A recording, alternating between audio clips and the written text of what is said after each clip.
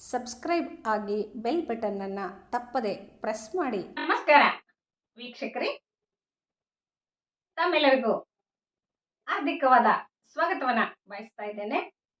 ಇವತ್ತು ನಾನು ಜನಪದರ ಒಂದು ಅತಿ ಪ್ರಸಿದ್ಧವಾಗಿರ್ತಕ್ಕಂತಹ ಕಥನ ಕಾವ್ಯವನ್ನ ಇಟ್ಕೊಂಡು ತಮ್ಮೊಟ್ಟಿಗೆ ಒಂದಷ್ಟು ಅನುಭವಗಳನ್ನ ಹಂಚ್ಕೊಳ್ಬೇಕು ಅಂತ ಹೇಳಿ ಬಂದಿದ್ದೇನೆ.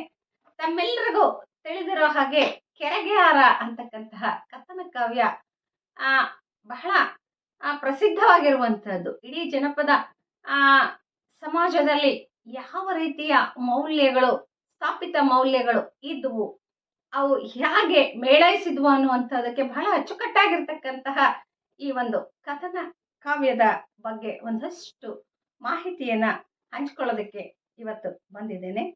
ಕಲ್ಲನ ಕೇರಿ ಮಲ್ಲನಗೌಡ ಕೆರೆಯೊಂದ ಕಟ್ಟಿಸ್ಯಾನ. ಆ ಕಲ್ಲನ ಕೇರಿಯ ಮಲ್ಲನಗೌಡ ಒಂದು ಕೆರೆಯನ್ನ ಕಟ್ಟಿಸ್ತಾನೆ. ಕೆರೆಯೊಂದ ಕಟ್ಟಿಸ್ಯಾನ, ಸೆರೆ ಮುಕ್ಕ ನೀರಿಲ್ಲ. ಕೆರೆಯೊಂದ ಕಟ್ಟಿಸ್ಯಾನ, ಸೆರೆ ಮುಕ್ಕ ನೀರಿಲ್ಲ. ಆ ಕೆರೆಯಲ್ಲಿ ನೀರು ಬತ್ತಿ ಹೋಗ್ತದೆ. ಆಗ ಹೊತ್ತಿಗೆ ತೆಗೆಸ್ಯಾರ, ಜೋಯಿಸರ ಕೇಳ್ಯಾರ. ಹೊತ್ತಿಗೆ ತೆಗೆಸ್ಯಾರ, ಜೋಯಿಸರ ಕೇಳ್ಯಾರ. ಹಿರಿಸೋಸೆ ಮಲ್ಲವನ ಹಾರಾವ ಕೊಡಬೇಕು. ಹಿರಿಸೋಸೆ ಮಲ್ಲವನ ಹಾರಾವ ಕೊಡಬೇಕು. ಹಿರಿಸೋಸೆ ಕೊಟ್ಟಾರ, ಹಿರಿತನಕ ಯಾರಿಲ್ಲ. ಹಿರಿಸೋಸೆ ಕೊಟ್ಟಾರ, ಹಿರಿತನಕ ಯಾರಿಲ್ಲ. ಕಡಿಸೋಸೆ ಭಾಗೀರಥನ ಹಾರಾವ ಕೊಡಬೇಕು. ಕಡಿಸೋಸೆ ಭಾಗೀರಥಿನ ಹಾರಾವ ಕೊಡಬೇಕು. ಹಾರಾವ ಕೊಡಬೇಕಂತ ಮಾತಾತು ಮನೆಯಾಗ. ಹಾರಾವ ಕೊಡಬೇಕಂತ ಮಾತಾತು ಮನೆಯಾಗ. ಯಾವಾಗ ಕೆರೆಯ ನೀರು ಬತ್ತಿದಾಗ ಗೌಡ, ಕಲ್ಲನ ಕೆರೆಯ ಮಲ್ಲನಗೌಡ ಎಲ್ಲರನ್ನ ಕರೆದು ಊರಿನ ಸಮಕ್ಷಮದಲ್ಲಿ ಕೇಳಿದಾಗ, ಹಿರಿ ಸೊಸೆಯನ್ನ ಹಾರವಾಗಿ ಕೊಡಬಹುದಾ ಅಂತ ಕೇಳಿದಾಗ, ಹಿರಿ ಸೊಸೆ ಬೇಡ, ನಾನು ಕಿರಿ ಸೊಸೆಯನ್ನ ಹಾರವಾಗಿ ಕೊಡ್ತೀನಿ ಅನ್ನುವ ಒಂದು ತ್ಯಾಗದ ಮಾತನ್ನ ಹೇಳ್ತಾನೆ. ಮೇಲ್ನೋಟಕ್ಕೆ ಇಡೀ ಗ್ರಾಮದ ಸಮಷ್ಟಿಯ ಹಿತವನ್ನ ಕಾಯ್ತಕ್ಕಂತಹ ಮಾತು ಅಂತ ಹೇಳಿ ನಮ್ಗೆ ಅನ್ಸಿದ್ರು ಸಹ, ಆ ಒಂದು ಪ್ರಧಾನ ವ್ಯವಸ್ಥೆಯಲ್ಲಿ ಏನು ಹೆಣ್ಣಿನ ತ್ಯಾಗ ಆಗ್ಬೋದು, ನೈತಿಕ ಹಿರಿಮೆಗಳಾಗ್ಬೋದು, ಕರುಣೆ ಕ್ರೌರ್ಯಗಳಾಗ್ಬೋದು, ಹೆಣ್ಣನ್ನ ಎಲ್ಲೋ ಒಂದ್ ಕಡೆಗೆ ಆ ಎಲ್ಲ ಅಂಶಗಳು ಸಹ ದಾಳವಾಗಿ ಬಳಸ್ಕೊಂಡಿರುವಂತಹದ್ದನ್ನ ಬಹಳ ಸ್ಪಷ್ಟವಾಗಿ ಈ ಒಂದು ಕಥನ ಕವನ ನಮ್ಗೆ ತಿಳಿಸ್ಕೊಡ್ತದೆ. ಆ ಹಾರವಾಗ್ಲಿಕ್ಕೆ ನಿರ್ಣಯಿಸಿರ್ತಕ್ಕಂಥದ್ದು ಕೊನೆಯ ಸೊಸೆ ಭಾಗೀರಥಿಯನ್ನ. ಗೌಡನಿಗೂ ಒಂದು ಒಳ ಮನಸ್ಸಿತ್ತು. ಸೊಸೆ ಸತ್ರೆ 10 ಜನ ಸೊಸೆಂದ್ರನ್ನ ತರಬಹುದು, ಆದ್ರೆ ಮಗನನ್ನ ಯಾಕೆ ಕೊಡ್ಲಿಲ್ಲ, ಸೊಸೆಯನ್ನ ಯಾಕೆ ಕೊಡ್ಲಿಕ್ಕೆ ತೀರ್ಮಾನಿಸಿದ್ರು ಅನ್ನುವ ಪ್ರಶ್ನೆಯೂ ಸಹ ಇವತ್ತು ನಮ್ಗೆ ಅನಿಸ್ತದೆ.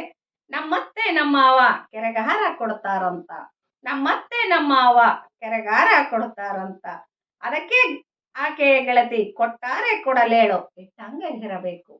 ಮನೆಯಲ್ಲಿ ತೀರ್ಮಾನ ಆಗ್ತದ. ಆಗ ಆಕೆ ತವರು ಮನೆಗೆ ಹೋಗ್ತಾಳೆ. ಆದ್ರೆ ತವರು ಮನೆಯಲ್ಲಿ ಯಾವ ಮಾತನ್ನು ಹೇಳಲ್ಲ. ಆಕೆ ಗೆಳತಿಗೆ ಹೇಳ್ತಾಳ, ಗೆಳತಿ ನಮ್ಮತ್ತೆ ನಮ್ಮವ ನನ್ನನ್ನ ಕೆರೆಗೆ ಹಾರ ಕೊಡ್ತಾರಂತೆ ಅಂದಾಗ ಆ ಗೆಳತಿ ಹೇಳ್ತಾಳೆ, ಕೊಟ್ಟಾರೆ ಕೊಡಲೇಳು ಇಟ್ಟಂಗ ಇರಬೇಕು. ಕೊಟ್ರೆ ಕೊಡ್ಲಿ ಇಟ್ಟಂಗೆ ಇರಬೇಕು ಅಂತ ಹೇಳಿ ಆ ಗೆಳತಿ ಸಮಾಧಾನ ಮಾಡ್ತಾಳೆ. ಅಂದ್ರೆ ಹೆಣ್ಣಿನ ಮೇಲೆ ಯಾವ ರೀತಿಯ ಒತ್ತಡ ಹೇರಿದ್ರು ಆ ಗೆಳತಿಗೂ ಗೊತ್ತಾಗ್ತದೆ. ಏನ್ ಮಾಡಿದ್ರು ಸಹ ಅದು ವ್ಯವಸ್ಥೆ ವಿರುದ್ಧವಾಗಿ ನಾವು ನಿಲ್ಲಿಕ್ಕೆ ಸಾಧ್ಯ ಇಲ್ಲ, ಅದನ್ನ ನೀನು ಒಪ್ಕೊಂಡ್ಬಿಡು ಅಂತಕ್ಕಂತಹ ಮಾತನ್ನ ಹೇಳ್ತಾಳೆ. ಅಂದ್ರೆ ಅಲ್ಲಿ ಗಂಡನ ಅನುಪಸ್ಥಿತಿ ಒಂದು ಕಡೆಗೆ ಇರ್ತದೆ.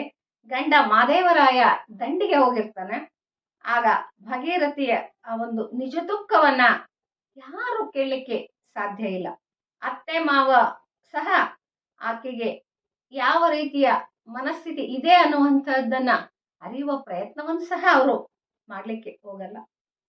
ಆ ಭಾಗೀರಥಿಯ ಆ ತಳಮಳ, ಸಂಕಟ, ಕಣ್ಣೀರು, ಆ ಒಂದು ಶೋಷಣೆಯ ಅಸಹಾಯಕತೆಯ ಸಂಕೇತವಾಗಿ ಆಕೆ ಎಲ್ಲ ತ್ಯಾಗಕ್ಕೂ ಸಹ ಸಿದ್ಧಳಾಗಿ ನಿಲ್ತಾಳೆ.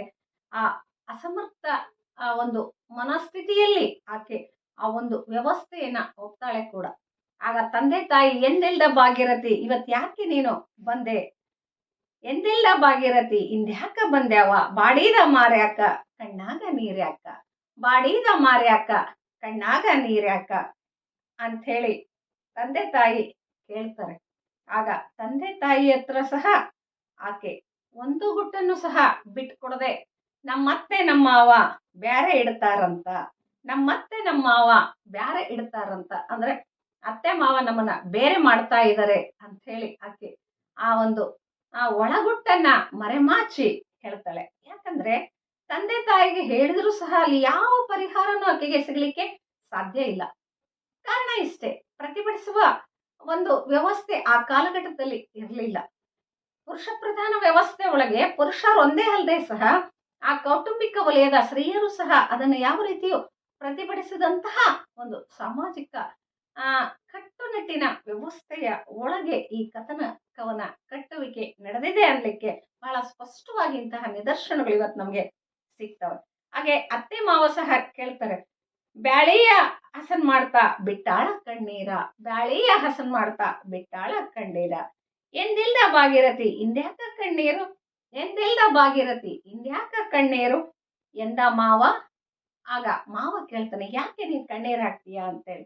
ಬ್ಯಾಳಾಗಿನ ಅಳ್ ಬಂದು ಕಣ್ಣೀಗರಚಿದವು ಮಾವ, ಬ್ಯಾಳಾಗಿನ ಅಳ್ ಬಂದು ಕಣ್ಣೀಗರಚಿದವು ನಾವ.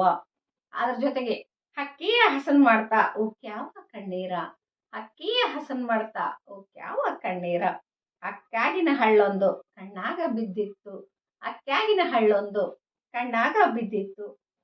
ಆ ಭಾಗೀರಥಿಯ ಆ ಒಂದು ಅಸಹಾಯಕತೆ, ಆ ದುಃಖ, ಆ ಸಂಕಟ, ಆ ಪ್ರಧಾನ ವ್ಯವಸ್ಥೆಯ ಮೌಲ್ಯಗಳನ್ನ ವಿರೋಧಿಸುವ ಶಕ್ತಿಯನ್ನ ಎಲ್ಲ ಒಂದ್ ಕಡೆಗೆ ಆಕೆ ಕಳ್ಕೊಂಡಂತದಕ್ಕೆ ಈ ತರದ ಮಾತುಗಳು ಬಹಳ ಸ್ಪಷ್ಟವಾಗಿ ಹೇಳ್ತವೆ. ಆಕೆಗೆ ಎಲ್ಲ ಒಂದ್ ಕಡೆಗೆ ಆ ನೈತಿಕ ಆಸರೆ ಅಂತಕ್ಕಂಥದ್ದೇ ಇಲ್ದ ಹಾಗೆ ಹೋಗ್ತದೆ. ಯಾರಿಗೆ ಹೇಳಿದ್ರು ಇಷ್ಟೇ ಅಂತೇಳಿ ಆಗ ಕೊನೆಗೆ ಏನಾಗ್ತದೆ, ಹಾರವನ್ನ ಕೊಡ್ಲಿಕ್ಕೆ ಎಲ್ಲರೂ ಹೋದಾಗ ಆ ಗಂಗೆಗೆ ಪೂಜೆಯನ್ನ ಮಾಡ್ತಾರೆ. ಆದ್ರೆ ಅವಳಿಗೆ ಹೇಳಿರಲ್ಲ. ಕೊನೆಗೆ ಹಾರ ಕೊಡುವಾಗ ಆ ಒಂದು ಬೆಳ್ಳಿಯ ಬಟ್ಟಲನ್ನ ಬಿಟ್ಟು ಅವರೆಲ್ಲರೂ ಸಹ ದಡಕ್ ಬಂದಿರ್ತಾರೆ. ಆಗ ಆ ಬಟ್ಟಲನ್ನ ತರಲಿಕ್ಕೆ ನಿಂಗವ್ವ ನೀ ಹೋಗ, ನೀಲವ್ವ ನೀ ಹೋಗ, ನಿಂಗವ್ವ ನೀ ಹೋಗ, ನೀಲವ್ವ ನೀ ಹೋಗ, ನಿಂಗವ್ವ ನಾವಲ್ಲೆ, ನೀಲವ್ವ ನಾವಲ್ಲೆ, ನಿಂಗವ್ವ ನಾವಲ್ಲೆ, ನೀಲವ್ವ ನಾವಲ್ಲೆ, ಸಣಸೊಸೆ ಭಾಗೀರಥಿ ನೀ ತರ ಹೋಗವ್ವ, ಸಣಸೊಸೆ ಭಾಗೀರಥಿ ನೀ ತರ ಹೋಗವ್ವ, ಸಣಸೊಸೆ ಭಾಗೀರಥಿ ಬಿರಿಬೀರಿ ನಡೆದಾಳು, ಸಣಸೊಸೆ ಭಾಗೀರಥಿ ಬಿರಿಬೀರಿ ನಡೆದಾಳು, ಬಿರಿಬೀರಿ ಹೋದಾಳ ಬಂಗಾರ ಬಟ್ಲು ತಗೊಂಡಾಳು, ಬಿರಿಬೀರಿ ಹೋದಾಳು ಬಂಗಾರ ಬಟ್ಲು ತಗೊಂಡಾಳು, ಒಂದು ಮೆಟ್ಲೇರದಕ್ಕ ಪಾದಾಕ ಬಂದಾಳು ಗಂಗಿ, ಒಂದು ಮೆಟ್ಲೇರದಕ್ಕ ಪಾದಾಕ ಬಂದಾಳು ಗಂಗಿ. ಆಕೆಗೆ ಗೊತ್ತಿತ್ತು ನಾನೇ ಹೋಗ್ಬೇಕು, ನನ್ನನ್ನೇ ಕೆರೆಗೆ ಹಾರ ಕೊಡಬೇಕು ಅಂತ ಎಲ್ಲರೂ ಡಿಸೈಡ್ ಮಾಡಿದ್ದಾರೆ. ಹಾಗಾಗಿ ಎಲ್ರು ಆ ಬಟ್ಲು ತರ್ಲಿಕ್ಕೆ ಯಾವ ಸೊಸೆಯಂದ್ರು ಒಪ್ಪಲ್ಲ. ಕಾರಣ ಇಷ್ಟೇ, ಬಲಿ ಕೊಡ್ಲಿಕ್ಕೆ ಭಾಗೀರಥನೇ ಹೋಗ್ತಾಳೆ, ಆಕೆಗೆ ಬಟ್ಲ ತರ್ಲಿಕ್ಕೆ ಹೋಗ್ಲಿಕ್ಕೆ ಕಳಿಸುವ ಒಂದು ಮಾತುಕತೆಗಳು ಆಗಿದವೆ ಅಂತಕ್ಕಂಥದ್ದೆಲ್ಲ ಸೊಸೆಯಂದ್ರಿಗೆ ಗೊತ್ತಿತ್ತು. ಇದು ಹೆಣ್ಣಿನ ವಿರುದ್ಧ ಹೆಣ್ಣು ಮಾಡಿರ್ತಕ್ಕಂತಹ ಹುನ್ನಾರವೂ ಸಹ ಇಲ್ಲಿ ಎದ್ದು ಕಾಡ್ತಾ ಇದೆ. ಆದ್ರೆ ಅದರ ಹಿಂದೆ ಎಲ್ಲ ಒಂದ್ ಕಡೆಗೆ ಪುರುಷ ಪ್ರಧಾನ ವ್ಯವಸ್ಥೆಯ ಆ ಒಂದು ಕಟ್ಟುನಿಟ್ಟಿನ ಬಿಗಿ ಭದ್ರತೆಗೆ ಒಳಪಟ್ಟು ಹೆಣ್ಣು ಮಕ್ಕಳು ಸಹ ಯಾವ ರೀತಿಯ ಸಹಾಯವನ್ನ ಮಾಡ್ಲಿಕ್ಕೆ ಆಗಲ್ಲ. ಹಾಗೇನೆ ಒಂದೊಂದು ಮೆಟ್ಲೆ ಏರ್ತಾ 5 ಮೆಟ್ಲೆ ಏರೋದಕ್ಕೆ ತುಂಬಿ ಹರಿದಾಳ ಗಂಗೆ, ಸಣ್ಣ ಸೊಸೆ ಭಾಗೀರಥಿ ಕೆರೆಗೆ ಹಾರವಾದಾಳು. ಇಲ್ಲಿ ಸಣ್ಣ ಸೊಸೆ ಭಾಗೀರಥಿ ಕೆರೆಗೆ ಹಾರ ಹಾಕ್ತಾಳೆ. ಆ ಭಾಗೀರಥಿ ಕೆರೆಗೆ ಆಗುವ ಹಾರವಾಗ್ತಕ್ಕಂತಹ ಅನಿವಾರ್ಯತೆಯ ಜೊತೆಗೆ ಆಕೆಯ ಒಂದು ಉಪಸ್ಥಿತಿ ಹೆಂಗಿತ್ತು ಆ ಮನೆಯಲ್ಲಿ, ಬಹುಶಃ ಮೊದಲ 2, 3ನೇ ಸೊಸೆಯನ್ನೆಲ್ಲ ಸಹ ತಮ್ಮ ಬಂಧು ಬಳಗದಲ್ಲೇ ಮಾಡ್ಕೊಂಡಿರಬಹುದು. ಆದ್ರೆ ಕೊನೆಯ ಸೊಸೆ ಭಾಗೀರಥಿ ಎಲ್ಲ ಒಂದ್ ಕಡೆಗೆ ಹೊರ ಕುಟುಂಬದಿಂದ ಅಥವಾ ಯಾವುದೋ ಒಂದು ಬಡ ಕುಟುಂಬದಿಂದ ತಂದಿರ್ಲಿಕ್ಕೂ ಸಾಧ್ಯ. ಅಂತಹ ಊಹೆಗಳು ಸಹ ಇವತ್ತು ನಮ್ಗೆ ಈ ಕವನವನ್ನ ಓದ್ತಾ ಹೋದಾಗ ಗೊತ್ತಾಗ್ತದೆ. ಆಗ ಕೆರೆಗೆ ಹಾರ ಆಗಿರ್ತಕ್ಕಂತಹ ಭಾಗೀರಥಿ ಗಂಡನಿಗೆ ಗೊತ್ತಾಗ ತಿಳಿಯಪಡಿಸ್ಲಿಕ್ಕೂ ಸಹ ಗಂಡನನ್ನ ಕೊನೆಗೆ ನೋಡ್ಲಿಕ್ಕೂ ಸಹ ಆಕೆ ಅಸಹಾಯಕಳಾಗಿ ಹಾಗೇನೆ ಕೆರೆಗೆ ಹಾರ ಹಾಕ್ತಾಳೆ. ಆಗ ಆ ಕೆರೆಗೆ ಹಾರ ಆಗಿ ಪ್ರಾಣ ಬಿಟ್ಟ ನಂತರ ಗಂಡ ಬರ್ತಾನೆ. ಗಂಡ ಬಂದು ಮಾದೇವರಾಯ ಹೇಳ್ತಾನೆ, ಏನ್ ಕೊಟ್ರು ಸಿಗಲಾರ್ದಂತಹ ಸತಿ ನೀನು, ನಿನ್ನನ್ನು ಬಿಟ್ಟು ನಾನು ಹೆಂಗ್ ಬದುಕಲಿ ಅಂತೇಳಿ ಕೆರೆಗೆ ಹಾರವಾಗಿ ಪ್ರಾಣವನ್ನ ಬಿಡ್ತಕ್ಕಂತಹ ಪ್ರಸಂಗ ಬಹಳ ಅಚ್ಚುಕಟ್ಟಾಗಿ ಈ ಒಂದು ಕೆರೆಗೆ ಹಾರದಲ್ಲಿ ವಿಜೃಂಭಿಸಿದೆ ಕೂಡ. ಎಲ್ಲ ಒಂದ್ ಕಡೆಗೆ ಗಂಡ ಪ್ರತಿಭಟಿಸಬಹುದಿತ್ತು, ಯಾರನ್ನಾದ್ರೂ ಬೈಬಹುದಿತ್ತು, ವ್ಯವಸ್ಥೆಯ ವಿರುದ್ಧ ತಿರುಗೇಳಬಹುದಿತ್ತು, ಆದ್ರೆ ಅವನು ಯಾವ ಕೆಲಸವನ್ನು ಮಾಡಲ್ಲ. ಕೊನೆಗೆ ಹಾರಿ ತಾನೂ ಸಹ ಹೆಂಡತಿಯ ಜೊತೆಗೆ ಪ್ರಾಣವನ್ನ ಬಿಡ್ತಾನೆ. ಅಂದ್ರೆ ಯಜಮಾನ ಸಂಸ್ಕೃತಿಯನ್ನ ಆ ಕಾಲಘಟ್ಟದಲ್ಲಿ ಮಗನೂ ಕೂಡ ಪ್ರತಿಭಟಿಸ್ಲಿಕ್ಕೆ ಸಾಧ್ಯ ಇಲ್ಲ. ಒಂದು ಸಾರಿ ಕಿರಿ ಸೊಸೆಯನ್ನ ಹಾರ ಕೊಡಬೇಕು ಅಂತ ಏನು ಮಲ್ಲನಗೌಡರು ನಿರ್ಧಾರ ಮಾಡಿದ್ರಲ್ಲ, ಆ ನಿರ್ಧಾರದ ಹಿಂದೆ ಎಲ್ಲೋ ಒಂದ್ ಕಡೆಗೆ ಮಗ ಮಹದೇವರಾಯ ಪ್ರತಿಭಟಿಸಿದ ಒಂದು ಪ್ರತೀಕವಾಗಿ ಆತ ಜೀವವನ್ನ ತರ್ತಾನೆ. ಅಪ್ಪನನ್ನ ಎದುರಿಸ್ಲಿಕ್ಕೆ, ವ್ಯವಸ್ಥೆಯನ್ನ ಎದುರಿಸ್ಲಿಕ್ಕೆ ಅಸಮರ್ಥನಾಗಿರೋದ್ರಿಂದ ಅದ್ರ ಜೊತೆಗೆ ಎಲ್ಲ ಒಂದ್ ಕಡೆಗೆ ಅವನು ಸಹ ಕೈಲಾದಷ್ಟು ಪ್ರತಿಭಟನೆಯನ್ನ ಮಾಡಿದ್ನೇನೋ ಅಂತ ಹೇಳಿ ನಮ್ಗೆ ಅನಿಸ್ತದೆ. ಮಹದೇವರಾಯನ ಮರಣದಲ್ಲಿಯೂ ಸಹ ಎಲ್ಲ ಒಂದ್ ಕಡೆಗೆ ಆ ಸಾಮಾಜಿಕ ಕಾಲಘಟ್ಟದ ಆ ವ್ಯವಸ್ಥಿತ ಚೌಕಟ್ಟಿನ ವೈರುಧ್ಯದ ಒಂದು ಪ್ರತೀಕ ಅಂತ ಹೇಳಿ ನಾವು ಕರ್ಕೊಳ್ಬೇಕಾಗ್ತದ. ಎಲ್ಲೋ ಜನಪದ ಸಮಾಜ ಅಂದ್ರೆ ಅಷ್ಟೇನೆ, ಹೆಣ್ಣಿನ ಮೇಲೆ ಯಾವುದೋ ಒಂದು ಒತ್ತಡವನ್ನ ಹೇರ್ತಕ್ಕಂತಹದ್ದು, ಅವಳನ್ನ ಅನಿವಾರ್ಯವಾಗಿಸ್ತಕ್ಕಂತಹದ್ದು, ಅಸಮರ್ಥಳನ್ನಾಗಿಸ್ತಕ್ಕಂತಹದ್ದು, ಆಕೆಯನ್ನ ಶೋಷಣೆಗೆ ಗುರಿ ಮಾಡಿರ್ತಕ್ಕಂಥದ್ದು, ಇಂತಹ ವಿಚಾರಗಳು ಸಾಕಷ್ಟು ಆ ಕಾಲಘಟ್ಟದ ಸಮಾಜೋದಕ ವ್ಯವಸ್ಥೆಯಲ್ಲಿ ಇದ್ದು, ಹಾಗಾಗಿ ಇಂತಹ ಕಥನಗಳು ಹುಟ್ಕೊಳ್ಳಿಕ್ಕೆ ಸಾಧ್ಯ ಆಯ್ತು ಅಂತ ಹೇಳಿ ಅನಿಸ್ತದೆ. ವ್ಯಕ್ತಿನಿಷ್ಠೆಗೆ ಅಲ್ಲಿ ಗೌಣ, ಅಲ್ಲಿ ಸಮಷ್ಟಿ ಹಿತ, ಆ ಕೆರೆಗೆ ಹಾರ ಮಾಡ್ತಕ್ಕಂಥದ್ದು ಸಹ ಇಡೀ ಗ್ರಾಮದ ಒಂದು ಸಂಸ್ಕೃತಿಯ ಒಂದು ನಂಬಿಕೆ, ಒಂದು ಪ್ರತಿಷ್ಠೆಯ ಪ್ರತೀಕವಾಗಿ ಅದನ್ನ ಸ್ವೀಕರಿಸಿದರೆ ಕೂಡ ಆಗಿನ ಕಾಲಘಟ್ಟದಲ್ಲಿ ಸಾಮಾಜಿಕ ಸಂಸ್ಕಾರದಲ್ಲಿ, ಸಂಸ್ಕಾರವಂತರ ಬಾಳಿನಲ್ಲಿ ಪ್ರತಿಭಟಿಸದೆ ಇರುವಂತವರ ಆ ನೋವಿನ ಕಥನಗಳಾಗಿ ಈ ಕಥನ ಕವನಗಳು ಹುಟ್ಕೊಂಡಿರುವಂತಹದ್ದು. ಈ ಕಥನ ಕವನಗಳಲ್ಲಿ ಭಾಗೀರಥಿಯ ವೈಯಕ್ತಿಕ ತ್ಯಾಗ, ಬಲಿದಾನ ಅಂತ ಹೇಳಿ ನಾವು ಕರೆಯೋದಕ್ಕಿಂತ ಒಂದು ಹೆಣ್ಣು ಸಮಾಜದಲ್ಲಿ ಹೇಗೆ ಸ್ಥಾಪಿತಳಾಗಿದ್ಲು, ಆಕೆಯ ಒಂದು ಬದುಕಿನ ಕಾಲಘಟ್ಟದ ಆತ್ಮಸ್ಥೈರ್ಯವನ್ನ ಕುಗ್ಗಿಸುವಂತಹ ನೋವಿನ ಕಥನಗಳು ಯಾಗಿದ್ವು ಅನ್ನುವಂಥದ್ದನ್ನು ಬಹಳ ಸ್ಪಷ್ಟವಾಗಿ ಹೇಳಿ ಕಳಿಸ್ತದೆ. ತಂದೆ ತಾಯಿಯ ಸಾಂತ್ವನವನ್ನು ಸಹ ಆಕೆ ಬಯಸ್ಲಿಲ್ಲ. ತನ್ನ ಕಷ್ಟವನ್ನ ಅತ್ತೆ ಮಾವನ ಹತ್ರನೂ ಹೇಳಲಿಲ್ಲ, ತಂದೆ ತಾಯಿ ಹತ್ರನೂ ಹೇಳಲಿಲ್ಲ. ಸ್ನೇಹಿತೆಯೂ ಸಹ ಆ ವ್ಯವಸ್ಥೆಗೆ ತನ್ನನ್ನ ಒಗ್ಗಿಕೊಳ್ಳಿಕ್ಕೆ ಹೇಳ್ತಾಳೆಯೇ ಹೊರತು ಅಲ್ಲಿಯೂ ಸಹ ಪ್ರತಿಭಟನೆಯ ಧ್ವನಿ ಇಲ್ಲ.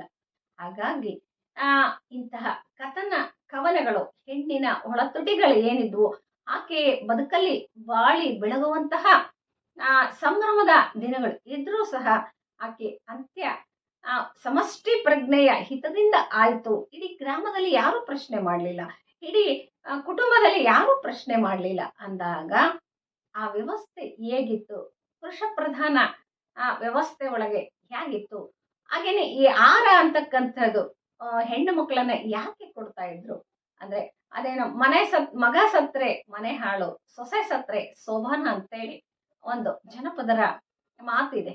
ಹಾಗಾಗಿ ಸೊಸೆ ಸತ್ರೆ ಏನಾಯ್ತು, ಇನ್ನೊಂದು ಸೊಸೆಯನ್ನ ತರಬಲ್ವಿ ಅನ್ನುವ ಒಂದು ಯೋಚನೆ ಪಾಪ ಮಲ್ಲನಗೌಡರಿಗೆ ಇತ್ತೋ ಏನೋ.